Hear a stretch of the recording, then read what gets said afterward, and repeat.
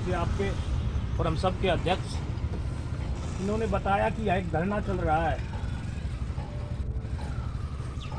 और आप कल सुबह आना,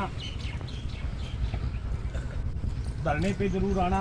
वहाँ जी ज़रूर आऊँगा, मुझे ज्ञान नहीं था इस बात का, मैं तो वैसे ही अपने ही चक्कर में घूम रहा था। तो एक तो मैं कुछ बातें हैं जो सरकार की नाकामी है। मैं करीबन 52-53 गाँव में अब तक जा चुका हूँ। कल मैं बरवाड़ा विधानसभा क्षेत्र के कुछ गाँव में जाके आया था। वहाँ पे ये जो गलियों की बात है, जब इस सेक्टर में ही इतना बुरा हाल है तो गांव में की स्थिति क्या हो सकती है आप समझ सकते हो। और यही नहीं, मैं नलवा विधानसभा क्षेत्र के बहुत से गांव में गया, वहां भी यही हाल है। नेता रहूंगा तब तक कोई पार्टी ज्वाइन नहीं करूंगा। और उसके बाद मेरी एक सोच थी कि मैं राजनीति में किसी ईमानदार आदमी के साथ लगूंगा। इंसान के साथ क्या क्या है, दो ही चीजें होती है, या तो पैसा कमा लो या फिर नाम कमा लो। साथ में नाम जरूर जाता है, पैसा तो रूटीन में भी आ सकता है। तो आप सभी से मैं ये कहने आया था आज तो कि आपके साथ हैं हम। मेरे लिए जो भी आप कभी आदेश करोगे मैं तैयार हूँ।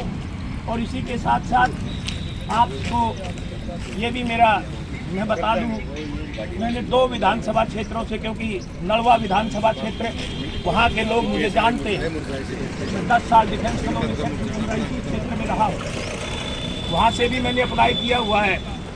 लेकिन 2 हल्के हैं, ये मैंने थोड़ा सा, क्योंकि मैं तो जहाँ भी जाता हूँ कहते हुए पूर्णिया इस सरकार ने तो बेड़ा गर्क कर रखा है। कोई खुश नहीं है, कोई तबका खुश नहीं है। आप मिनी सेक्रेटरीट में जाके देखो, कर्मचारी धरने पर बैठे हैं, कर्मचारियों पे लाठीचार्ज किया गया। इसी के साथ साथ आपने देखा होगा, मैं तो उनके धरने पे भी जाता था कि हमारी पहलवान बेटियां जब दिल्ली में बैठी थी तो तब भी मैं उनके धरने पे जाता था। उनके साथ बुरा हाल किया, किसानों की पिटाई करी, कोई सरपंच नहीं छोड़े, उनके लाठीचार्ज किया। मतलब कोई तबका ऐसा नहीं बचा। आंदोलन को लड़ा था शोक सभा में उसकी में, और वो आंदोलन क्यों लड़ा था ये भी बता देता हूँ आपको।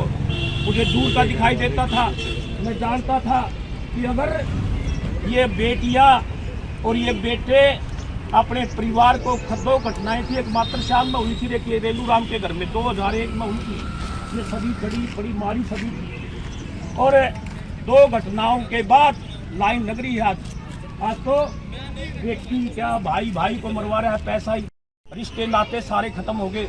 लोग तो समाज बचाने की बात कहते हैं, मैं तो ये कहता था उस जब मैं तो एक आंदोलन छेड़ा था, अरे समाज को बाद में बचा लेना, पहले तो भाई परिवार बचा लो। परिवार ही नहीं रहेंगे तो समाज कैसे रहेगा। एक ही माँ के पेट से जन्म लेते हैं 2 बेटे और दोनों आपस में एक दूसरे की हत्या करते हैं। ये अपराध, इससे बड़ा अपराध धरती पे हो नहीं सकता। तो मैं तो आंदोलनकारी रहा हूँ शुरू से। एक आदमी से मेरा चरित्र जुड़ा हुआ है और मैंने बहुत उतार चढ़ाव देखे हैं जिंदगी। कभी घबराया नहीं, कभी डरा नहीं किसी भी चीज़ से। लाठियाँ भी रहा। जितने भी हम यूनिवर्सिटीज में प्रधान थे, वर्ष 2003 में मैंने उनसे पूछा एक बात, मैं बोले भाई एक बात बता दो, ये जो बेरोजगारी बढ़ रही है इसका अगर हल जल्दी ही नहीं निकाला गया तो एक दिन ऐसा आ जाएगा, अपराध का ग्राफ जो है वो दिन प्रतिदिन बढ़ता जाएगा। आज वही स्थिति हो गई है। मैं गांव में घूमता हूं, गांव के लोगों से पूछता हूं कि अपराध में आपके गांव के कितने लोग संलिप्त हैं। बोले भाई पूछे मत, बेरोजगार घूम रहे हैं नौजवान, कोई सुनवाई नहीं होती।